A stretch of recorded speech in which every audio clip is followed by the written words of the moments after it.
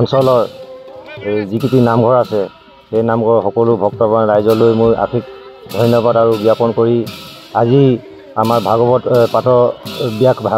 ব্যাখ্যাৰ ওপৰত মানে আমাৰ কাৰ্যসূচী দুদিনীয়া লোৱা হৈছিলে। আজি প্ৰথম দিনা কাৰ্যসূচী। এই কাৰ্যসূচী আমাৰ এতিয়া গাঁৱৰ ভাগৱত যাত্ৰা আৰম্ভ হৈছে।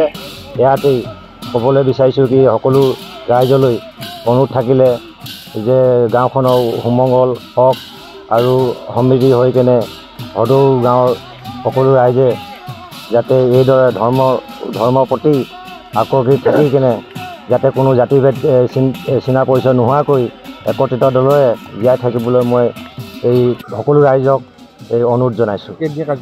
ইয়াতে আমাৰ কাৰ্যসূচী দুদিনীয়া হৈছে। আজি প্ৰথম দিনা কাৰ্যসূচী।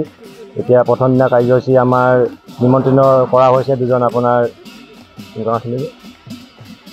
মৰিগাঁৱৰ পৰা দুজন আহি পাইছে বৰ্তমান। ভাগৱতৰ ওপৰত তেখেতলোকে ব্যাখ্যা কৰিব কিছু খণ্ডৰ ওপৰত। আৰু কাইলৈও আছে আপোনাৰ প্ৰাণজিত আহিব, প্ৰাণজিত গগৈ তেখেতো আহি পাব কাইলৈ আপোনাৰ দ্বিতীয় কাৰ্যসূচী।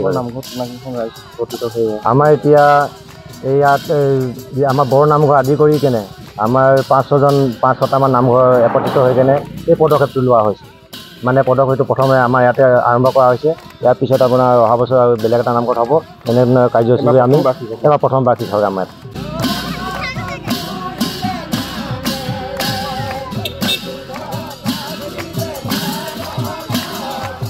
বিশ্বশান্তিৰ উদ্দেশ্যে ডিব্ৰুগড়ত দুদিনীয়াকৈ অনুষ্ঠিত হৈছে ভাগৱত পাঠ আৰু ব্যাখ্যা অনুষ্ঠান। সদৌ বগীবিলবাসী ভক্তপ্ৰাণ ৰাইজৰ সহযোগত 2 নং ৱাকহাবি গাভৰুজান নামঘৰত এই দুদিনীয়া অনুষ্ঠানৰ আয়োজন কৰা হয়। এই অনুষ্ঠানত মুখ্য ব্যাখ্যাকাৰ হিচাপে অংশ ল'ব প্ৰাণজিত গগৈ বাপে।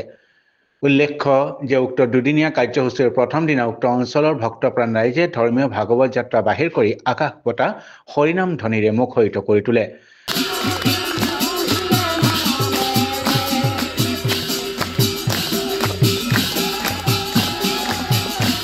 হয়, আচলতে আপোনালোকে জানে যে শ্ৰীমন্ত শংকৰ গুৰুৱে থৈ যোৱা সেই ভাগৱতৰ আজি দুদিনীয়া কাৰ্যসূচী আমাৰ এই বগীবিলত অনুষ্ঠিত কৰা হৈছে। আৰু প্ৰথমটো কাৰ্যসূচী হিচাপে আমাৰ যি শোভাযাত্ৰা আছে ভাগৱত ভ্ৰমণৰ সেই কাৰ্যসূচী ইতিমধ্যে হৈয়ে গৈছে।